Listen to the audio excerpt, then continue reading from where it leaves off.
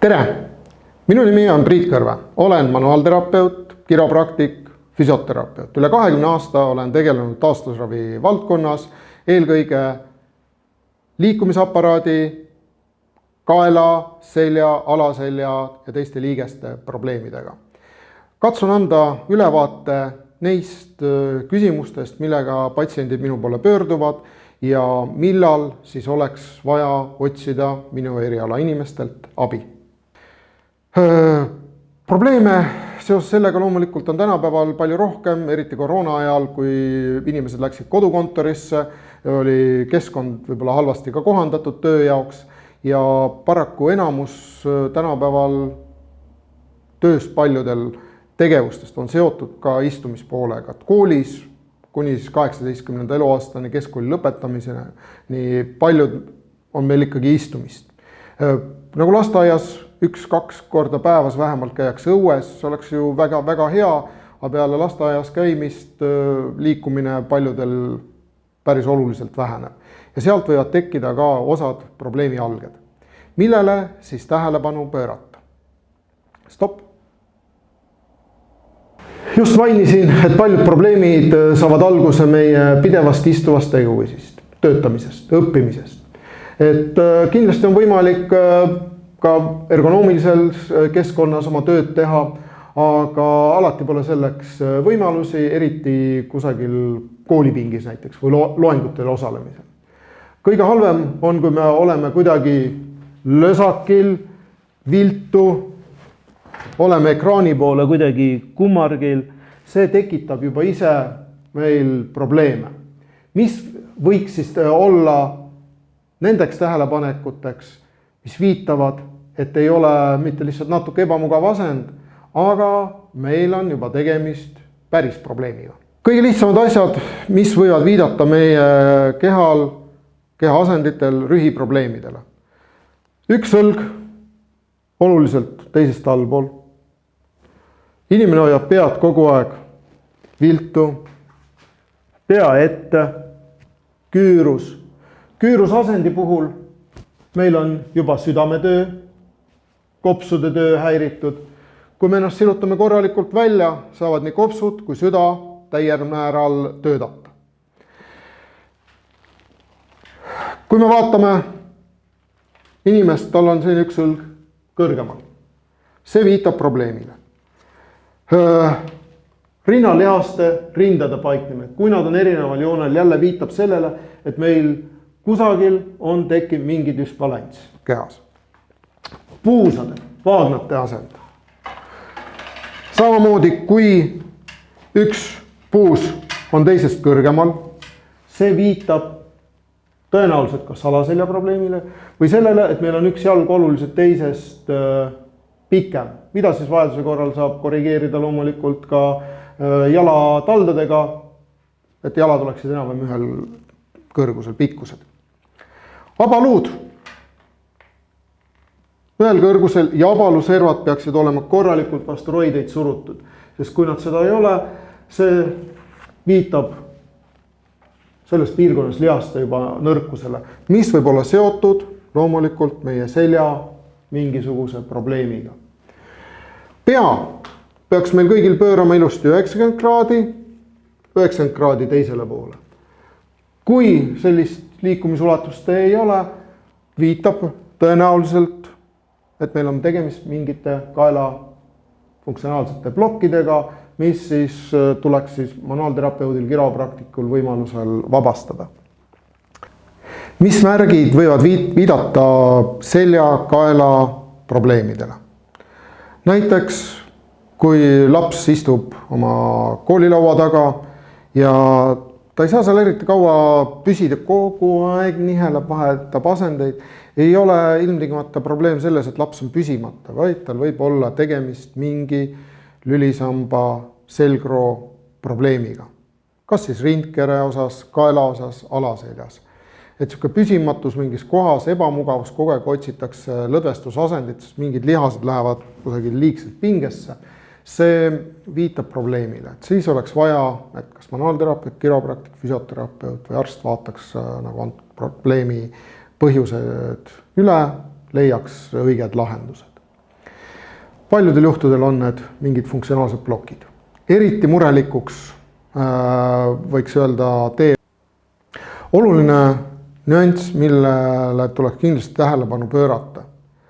Kui käed, nii-öelda sõrmed hakkavad ilma põhjuseta ära surema. Jah, kui me magame käe peal, keegi magab meil käe peal, on väga halvas sundasendis, siis jah, käsi võib ka täitsa põhjusega nii-öelda natuke närvsurestatud saada ja näppude suremise tunne tekkida, tunnetus. Aga see tavaliselt me reageerime selle kiiresti, see läheb üle. Kui aga arvuti taga töötates, kirjutades, joonistades, mingid tööd tehes hakkavad sellised asjad juhtuma või unes magades, mitte ei ole käsi halvas asendis, aga ikkagi tekib käte sõrmede ära suremine, ta viitab selgelt juba probleemile, mis on seotud kaelalihaste, selgrolülide ehk liigeste halvas asendis, mille tõttu võib tekkida kas siis otse lülisamba juures närvide suurestumine või kusagil allpool. Üldiselt sellisel puhkudel saab päris palju abi just manuaalterapeutide, kiropraktikute juurde pöördudes. Minu praktiline töökogemus on näidanud, et väga paljudel juhtudel, kui on tegemist karpaalkanali sündroomiga, siis põhjused selle tekkeks, vähemalt algkäivitus, on olnud kaelaprobleemid.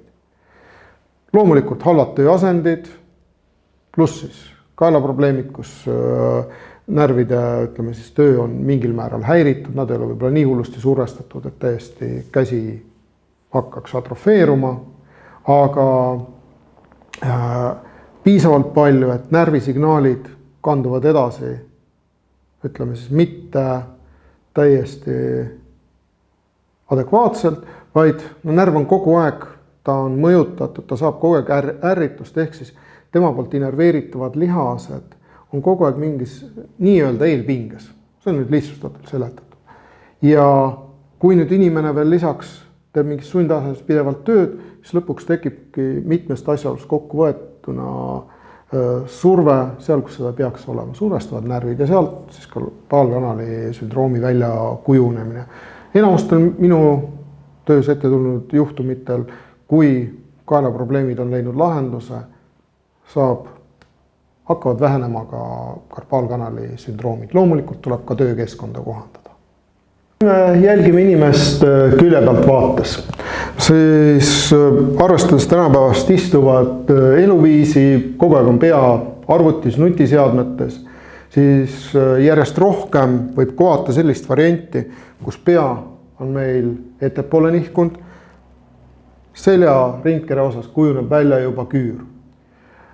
Kui õigel sellele jälile saada, loomulikult on lihtsam seda kõike korrigeerida, parandada, on vaja harjutuskava, aga see on ka üks kohtades, kus kindlasti manuaalterapeut, kiropraktik saaks anda abi.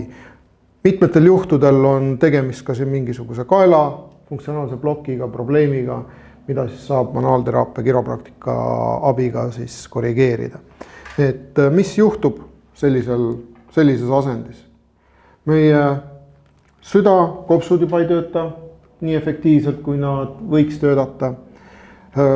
Lisaks, kuna siin kaelas on halb mehaaniline asend, siin lülisambas kulgevad ka meil näiteks lülisamba arterid, võib väheneda peaju verevarustus, siit antakse 20% lülisamba arterite kaudu, ehk siis hapniku, toitainete juurdevool läbi vereringe muutub kehvemaks, ehk siis ka meie mentaalne võimekus, vaimujõud hakkab vähekene kahanema. Varem oli see tüüp probleem raamatupidajatel, kes olid kogu aeg peaga paberites, aga tänapäeval võib seda juba märgatavalt rohkem kohata. Senikaua, kui on inimene, noor laps on veel kasvueas, siis kogu luustik on rohkem kõhrestruktuuriga ja on võimalik saavutada palju paremaid tulemusi selle nimel tööd tehes, et meie rüht oleks hea ja järelikult ka ülejäänud elu kvaliteet oleks parem.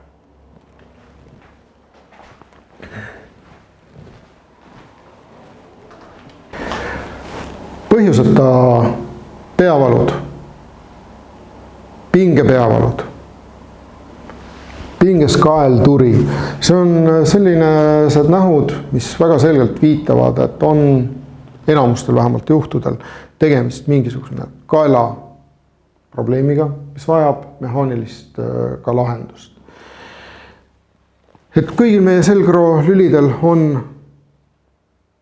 erinev liikumisulatus eri suundades ja teinekord, kui nad jäävad kusagil selle liikumisulatuse piirimail kinni, ei lähe tagasi neutraalasendisse, seda nimetatakse mehaaniliseks plokiks. Anatoomiliselt ei ole mitte midagi paigast ära, kuid mehaaniliselt, kuna ei ole enam keskasendis, vaid kusagil nii-öelda nurga all, siis lihased, jälle tinglikult öelduna, on ühelt poolt välja venitatud, teiselt poolt nii-öelda kokku surutud, ehk nende töö ei ole enam adekvaatne ja neil ei ole ka seda head puhkefaasi. Lihas peaks tegema tööd, lõdvestuma, puhkama.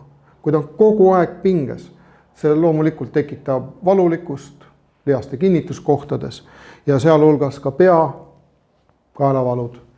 Lisaks saab pidevate pingete puhul kaelapiirkonnas tõrjas häiritud ka meie pea- ja verevarustus, näiteks läbi lülisamba arterite, mis siin kaelas kuni 5. umbes lülini kulgevad ka luulises kanalis, mõlemalt poolt lähevad nad, ja läbi mitmete teiste tegurite.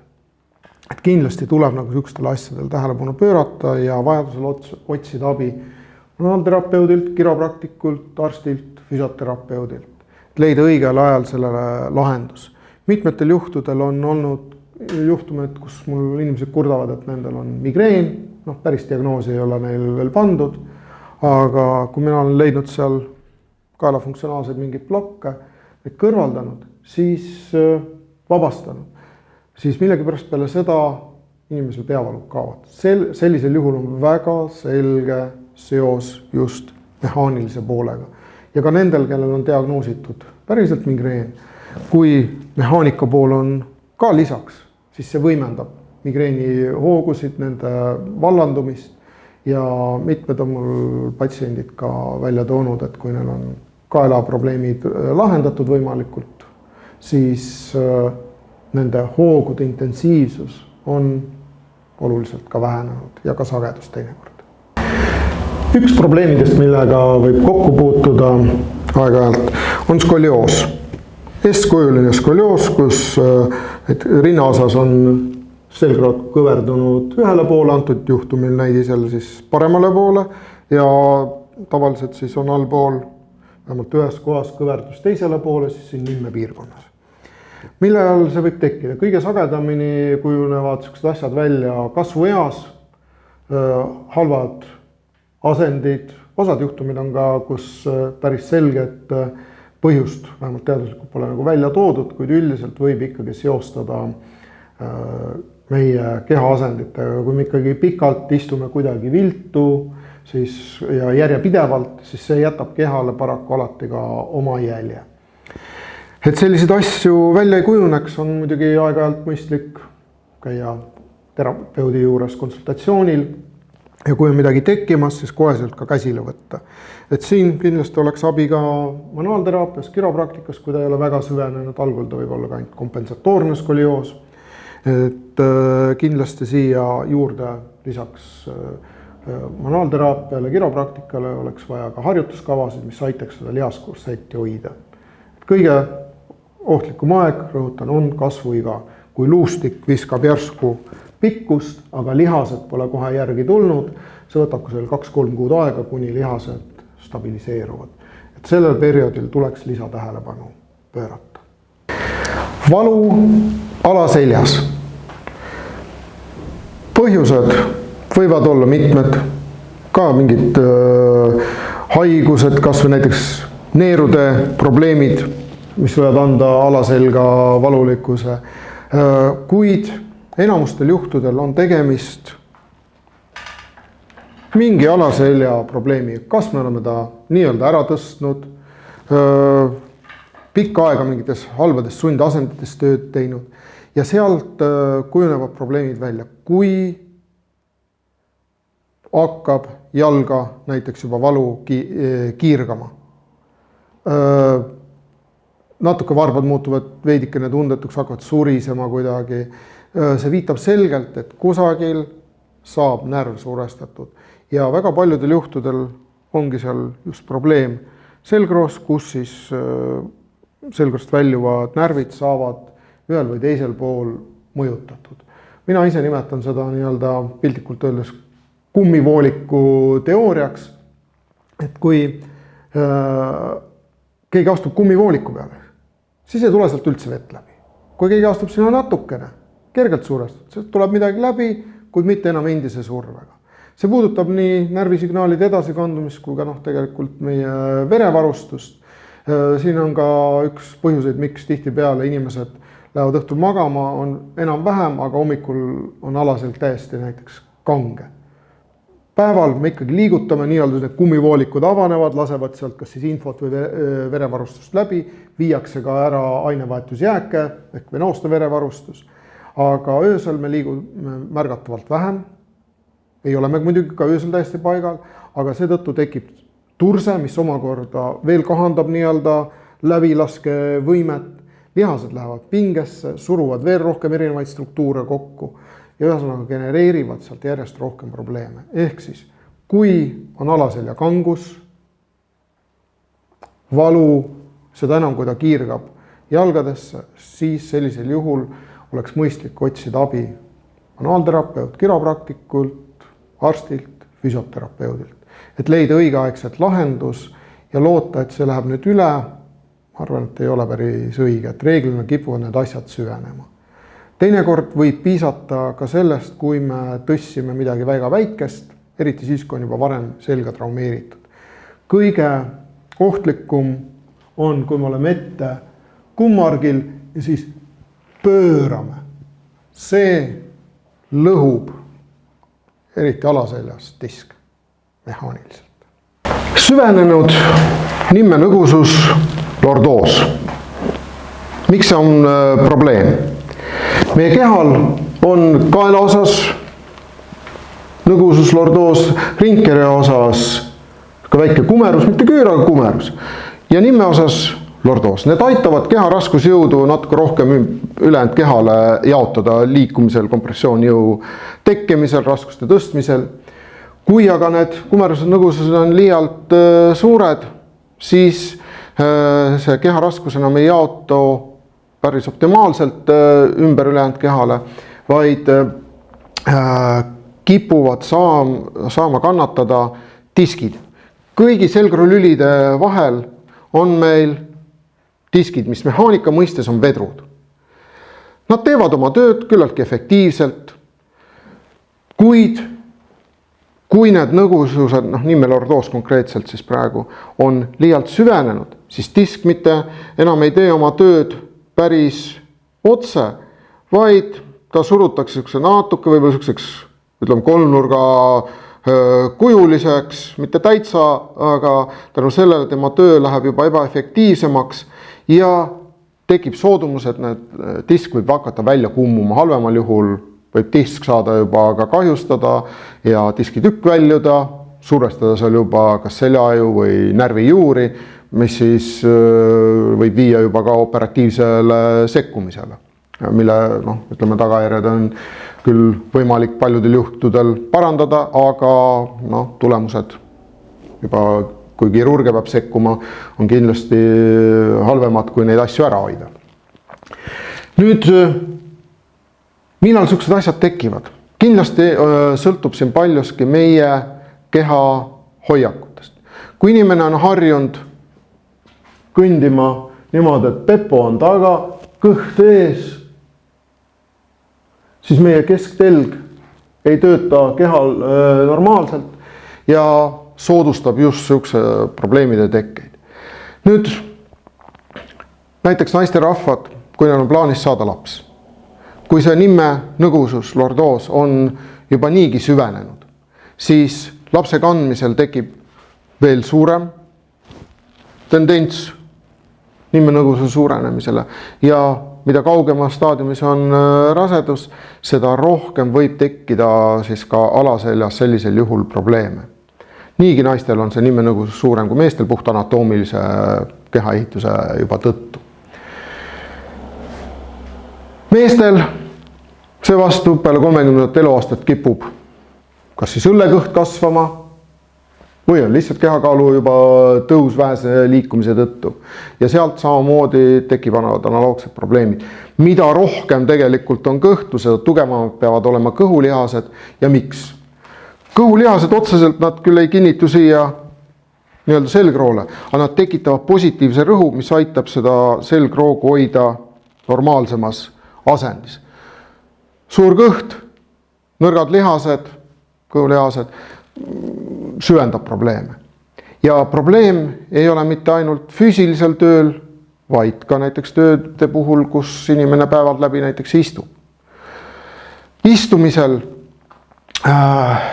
kipub jääma kogu mehaaniline koormus see alla nimme piirkonda, ehk siis kannatab eelkõige kõige alumine lülivahemik, ehk siis 5. nimmelüli ristluvaheline disk ja ka 4. ja 5. vahel.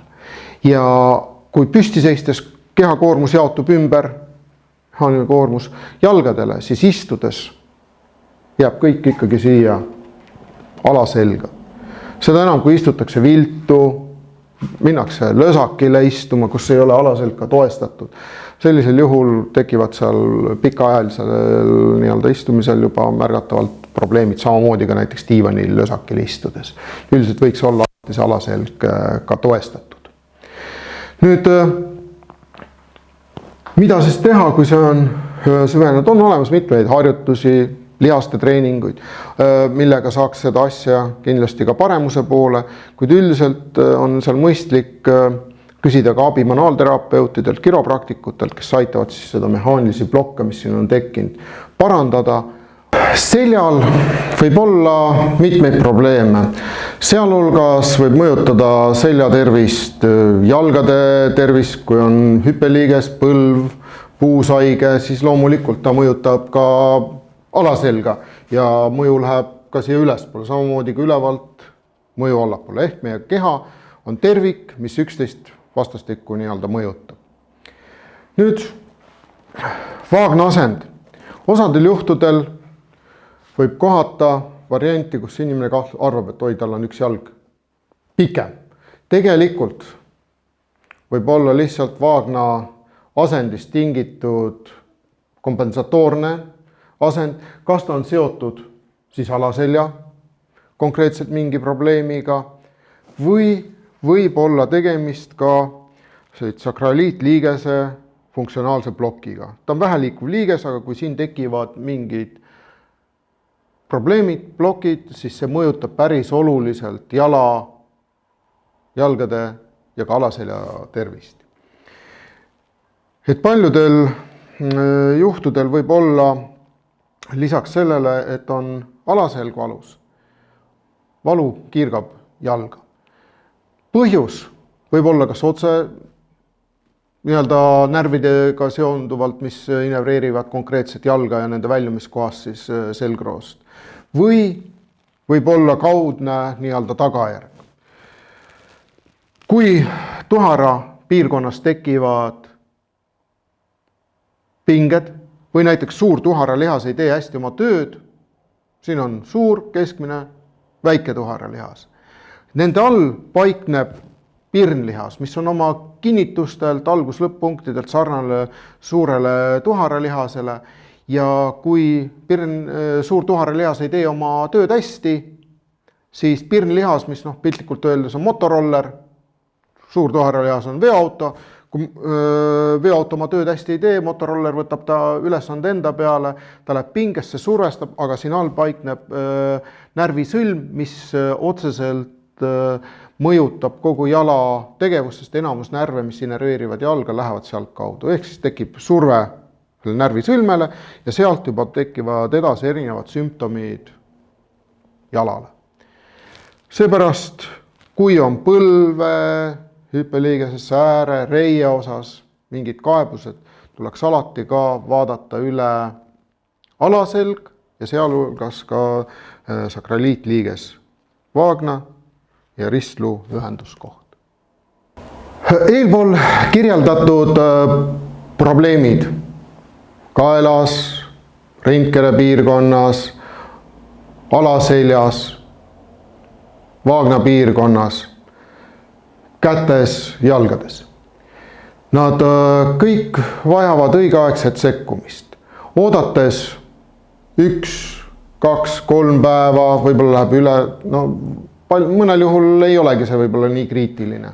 Aga kui on pikemaajalisem ooteaeg, muutuvad probleemid krooniliseks ja sihukesel puhul oleks ennetav mõistlik tegevus pöörduda manuaalterapeudi, kiropraktiku poole.